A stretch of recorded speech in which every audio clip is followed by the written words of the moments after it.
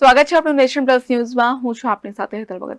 Amreli fire વિભાગ દ્વારા આજરોજ શહેરમાં ફાયર એક્ઝિબિશનનું આયોજન કરવામાં આવ્યું હતું, જેમાં નગરજનોને આગ લાગે ત્યારે તેવા સમયમાં શું કરવું અને શું ન કરવું તે અંગેની માહિતી આપવામાં આવી હતી।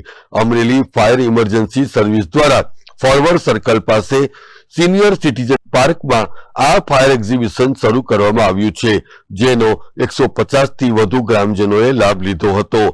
આ એક્ઝિબિશનમાં ઇમરજન્સી સાધનોનું ડેમોન્સ્ટ્રેશન કરીને ઊંડી સમજ પણ આપવામાં આવી હતી। એટલું જ નહીં, પરંતુ ફાયરને લગતા તમામ પ્રશ્નો અંગેની જાણકારી ફાયર વિભાગના અધિકારીઓ દ્વારા આપવામાં આવી હતી। આજરોજ અમરેલી શહેરની મધ્યમાં ફોરવર્ડ સર્કલ પાસે આવેલા સિનિયર સિટીઝન પાર્ક ખાતે એક ફાયર એક્ઝિબિશનનું આયોજન કરવામાં આવેલું હતું।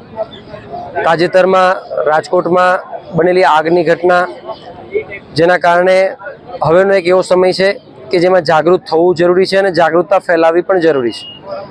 પબ્લિક સુધી અવેરનેસ પહોંચે, પબ્લિકને ખબર પડે કે તમે જે જગ્યા પર રહો છો, બેસો છો, ઉઠો છો, જાગો છો, આ જગ્યા કેટલા અંશે સલામત છે। આ સલામતી એની અંદર શું શું રોલ આવતા હોય છે, તમને કદાચ ખ્યાલ હશે કે ફાયરના એક્સટિંગ્યુશર એટલે કે લાલ બોટલ તરીકે તમે જેને ઓળખો છો, દરેક જગ્યા પર લગાવવામાં તો આવતા હોય છે, પણ આનો ઉપયોગ કઈ રીતના કરી શકાય, આ કઈ આગમાં ઉપયોગ થાય, એનો ઉપયોગ કરવા માટે શું ટેકનિક છે, ટેકનિકથી ઉપયોગ કર્યા પછી કેટલી મિનિટ સુધી કામ કરશે, આવા ઘણા બધા એક પ્રશ્નો હોય છે કે જે પ્રશ્નોના સમાધાન એક જગ્યા પર પબ્લિકને મળી શકે। ઘણી બધી જગ્યા પર એવું બને કે સરકારી કચેરી અને પબ્લિકની વચ્ચે સમન્વય ન બની શકે, તો આ પબ્લિક અને ગવર્મેન્ટ સર્વિસની વચ્ચેનો સમન્વય સાધવાનો એક આ સેતુ છે, જેના માધ્યમથી અમે ફાયરને લગતા તમામ પ્રકારના પ્રશ્નોનું સમાધાન અત્રે કરી આપીએ છીએ। તમામ ફાયર સર્વિસને લગતા એક્સટિંગ્યુશર્સ અહીંયા મૂકવામાં આવેલા છે। એ સિવાય ફાયર સર્વિસ દ્વારા ફાયર ફાઇટિંગમાં લેવામાં આવતા ઇક્વિપમેન્ટ્સ મૂકવામાં આવ્યા છે।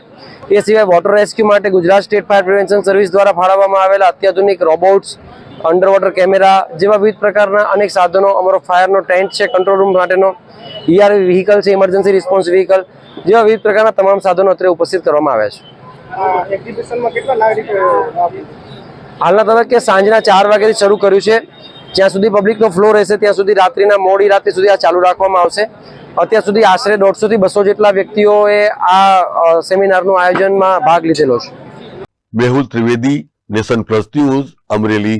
સમાચારોના સતત અપડેટ મેળવવા માટે અમારી નેશન પ્લસ ન્યૂઝની યુટ્યુબ ચેનલને સબસ્ક્રાઇબ કરો, બેલ આઇકન દબાવો અને જોડાયેલા રહો ફેસબુક, ઇન્સ્ટાગ્રામ અને ટ્વિટર પર।